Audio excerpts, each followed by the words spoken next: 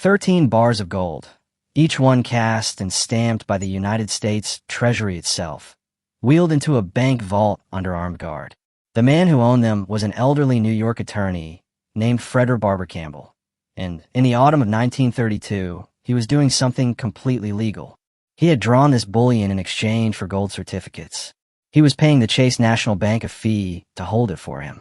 A few months later, he came back with 14 more bars.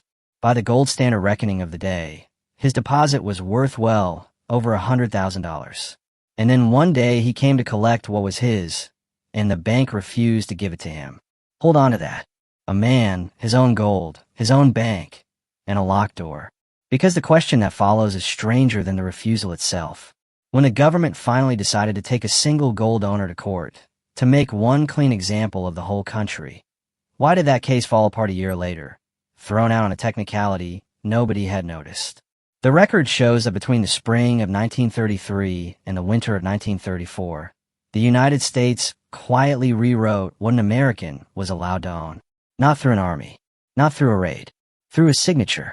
And the story of how that signature reached into Frederick Campbell's vault is far less dramatic than the legend that grew up around it, and far more unsettling, precisely because of how ordinary it was. Let's start with the bars, because the bars are the thing. They were not jewelry. They were not heirlooms.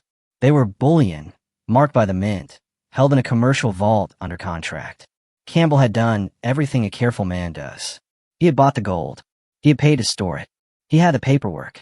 And in the space of a few weeks, none of that mattered, because the meaning of the object in the vault had changed while the object itself sat perfectly still. That part is well documented. What's easy to miss is the sequence. The gold didn't move. The law moved around it. On April 5, 1933, President Franklin Roosevelt signed Executive Order 6102.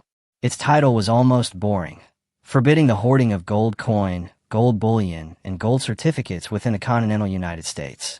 And in that plain language, the order did something that had never quite been done to ordinary Americans before. It made the private holding of monetary gold, the kind Campbell had stacked in his vault, a federal crime. Now here's the first detail that should stop you. The order didn't invent a new power. It reached back 16 years and borrowed one. The legal authority Roosevelt cited was Section 5B of the Trading with the Enemy Act of 1917, a wartime statute written to control commerce with hostile nations during the First World War, now amended just weeks earlier by the Emergency Banking Act and pointed inward at citizens in peacetime. A law built for enemies abroad was quietly turned to face the people at home. The terms were strict. Every person in the continental United States was required to deliver their gold, coins, bullion, certificates to a Federal Reserve Bank or a member bank on or before May 1st. That was roughly 25 days. In exchange, they would be paid the official price, $20.67 per troy ounce. And if you refused, if you willfully held on, the penalty printed in the order was a fine of up to $10,000, or up to 10 years in prison, or both. $10,000 in 1933 was not a parking ticket. Adjusted forward, it lands at roughly $240,000 in today's money. And this is where almost everyone gets the story wrong. If you've heard of Executive Order 6102 at all, you've probably heard it described as a seizure. Federal agents going house to house, doors knocked, safes opened, gold carried out in front of frightened families. That image is vivid, and it is almost entirely a myth, because the record of how the order was actually enforced looks nothing like a raid. What the documents show is a campaign built on persuasion, not force.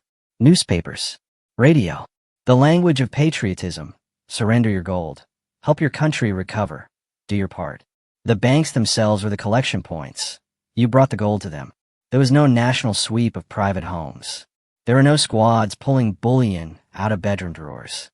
In fact, when economists later tried to measure how much privately held gold was actually turned in, the estimates were strikingly low by one widely cited estimate, only about 20-25%. Most of the gold, quietly, never came back at all. So sit with the contradiction for a second. The most feared confiscation order in American monetary history was enforced mostly by asking, and the majority of people, just as quietly, didn't comply and were never punished for it. Which raises the obvious question. if the government wasn't kicking down doors, and most people ignored the deadline anyway, then what was the order really for? Follow the price.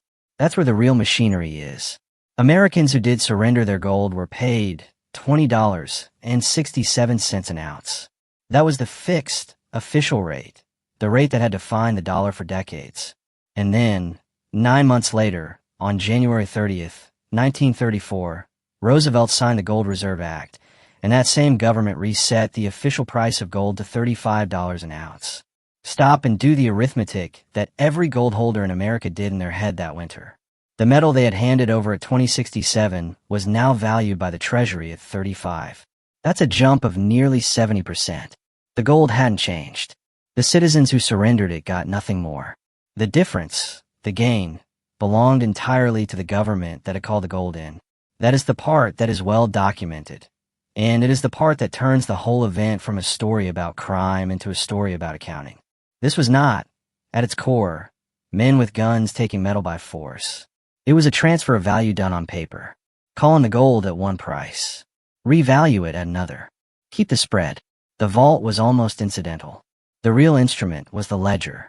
But even a machine that clean had a crack in it. And the crack tells you what the order was really protecting.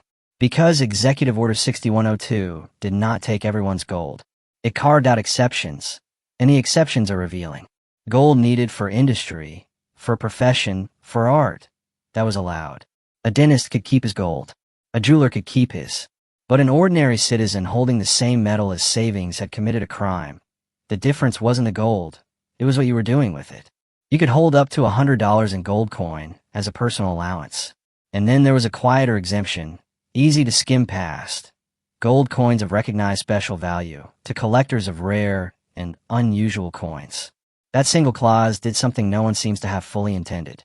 It meant that gold held as money was criminalized, but gold held as a collectible survived, perfectly legal. And so, across the country, families who had tucked away old, unusual coins found themselves holding the one form of gold the order couldn't touch. Decades later, pre-1933 American gold coins became prized specifically because they had slipped through this gap. The loophole, written to protect a hobby, quietly created a market that outlived the ban itself. Which brings us back to the man in the vault. Because the government did, eventually, decide to make an example of someone. And it chose Frederick Campbell. The record here is precise, and it's stranger than fiction. When Campbell tried to withdraw his own bullion from Chase National, and the bank refused him, Campbell did what a lawyer does. He sued the bank. And the very next day, September 27th, 1933, a federal prosecutor turned the case around and indicted Campbell himself for failing to surrender his gold. In one motion, the man trying to recover his property became the defendant in the government's first real test of the order. This was the case that was supposed to settle everything. One prosecution, clean, to establish that the government could reach into a vault and criminalize the metal inside it. And it collapsed. Federal Judge John M. Woolsey ruled the order invalid. Not because he decided the government lacked the power, but on a technicality so small it's almost absurd. Executive Order 6102 had been signed by the President, and the statute it rested on required that such an order be issued by the Secretary of the Treasury. The wrong man had signed it. That part is documented, and it is the detail that should make you lean in. The single case meant to prove the government's authority over private gold was thrown out because of whose name was at the bottom of the page. The power was real. The paperwork was flawed, and the entire apparatus had to pause and fix itself. So it did. The administration reissued the order, this time under the signature of the Treasury Secretary, Henry Morgenthau, Jr., to close the very gap Campbell's case had exposed. And a few months after that, the Gold Reserve Act gave the whole structure the permanence of law passed by Congress. The technicality was patched. The ban held, and it held for a long time. Private ownership of monetary gold in the United States would remain illegal for roughly 41 years, not fully restored until the last day of 1974. Campbell won his case, in a narrow sense. The prosecution against him failed, and yet the record suggests he never got his gold back. The bars stayed gone. The government's authority to call in gold was upheld even as his particular conviction fell apart. He had walked into a bank with his own numbered Treasury bullion. and he walked out of the whole affair with a technical victory and empty hands. And here is the final turn, the one that closes the loop between the record and the legend.